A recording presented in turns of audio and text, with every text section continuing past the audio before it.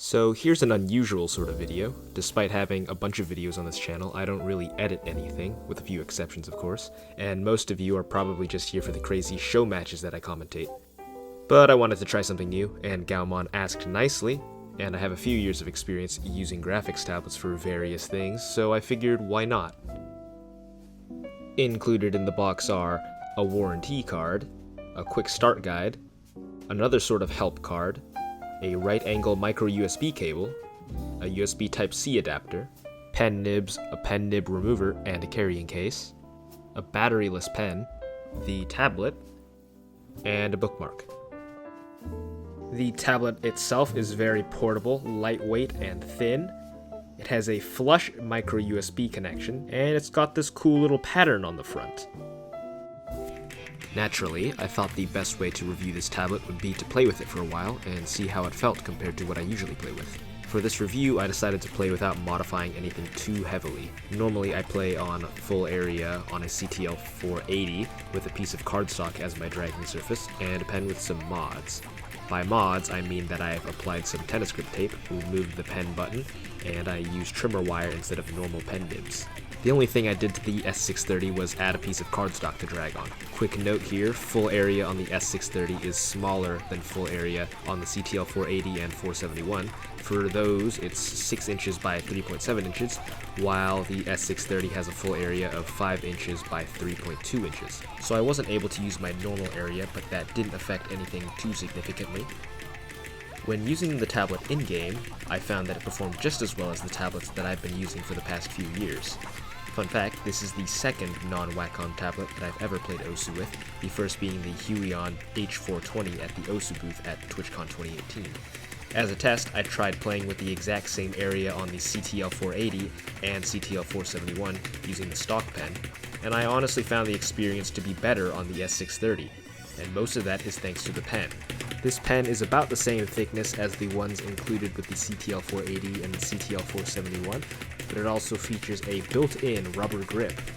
I would actually consider this pen to be more comfortable to use than the pen that I normally use, and that's without any modification whatsoever. Also, these pens are readily available to purchase on Amazon in case you lose or break them. Now, although it's very minor, the shape of the tablet is actually quite nice. The bottom edge of the tablet sort of acts as a wrist rest. For most people, this isn't going to matter at all, but I do know a couple of people who hate the shape of the CTL 471 and its modern equivalent, the CTL 472, so this is a nice change.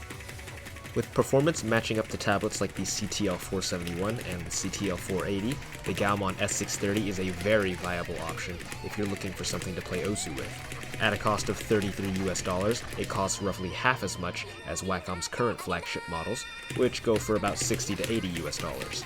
Right now, there's even a 10% off coupon on Amazon that you can use to drop the price by another $3.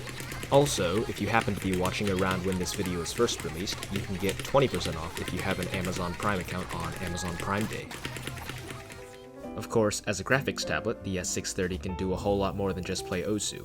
You can write with it, draw, sign papers, or do anything else you would normally do with a graphics tablet. Unfortunately for this demonstration, my handwriting is illegible. In my defense, I normally use a CTL 670 when doing things in Photoshop, and that has an area roughly 4 times the size of the one on the S630. But also my handwriting is actually just this bad. In any case, you can see that the lines look smooth and natural, and although the area is a bit on the smaller side, I think you would probably be fine using this thing to draw. Now, at the time of recording, the Gaomon S630 is not currently supported by opentabletdriver, which, although is a shame, Gaomon does give you a special driver for playing OSU. I believe this special driver adds this game mode option, although don't quote me on that. I'm not entirely sure what it does. I suspect it disables smoothing, but in any case, when I played, I couldn't notice any smoothing, so you should be fine. Now, if you do want to use the opentabletdriver feature of anti-chatter, you're kind of out of luck there, but they are working to support this tablet in the future. Now, there is one thing in particular that's annoying about this driver, and that is how to set the area. It took me a second to figure out, but basically, these values are the distance from the left and top edges of the tablet in units of proportion of maximum tablet area. In other words, if I set this right box to 0.9 and set the left box to 0.1, 0.9 minus 0.1 is 0.8, and so my area's horizontal value would be 80% of the maximum area's horizontal value. Of course, the same principle applies for the vertical value. So as you can see, it's not the most straightforward thing to use, and you'll need some grade school level math if you want to use a specific area size. In case you want to back up your tablet settings, there is an export and import settings option.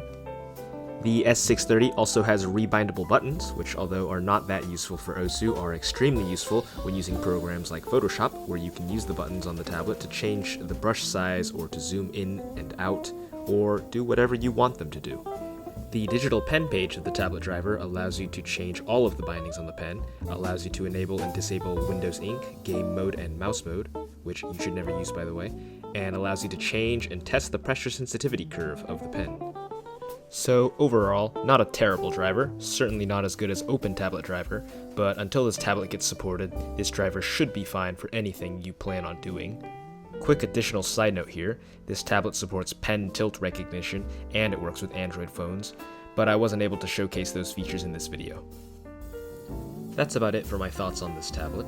In summary, I think the S630 is a great option if you're looking for a tablet to play OSU with, especially if it's your first tablet and you don't want to spend too much money.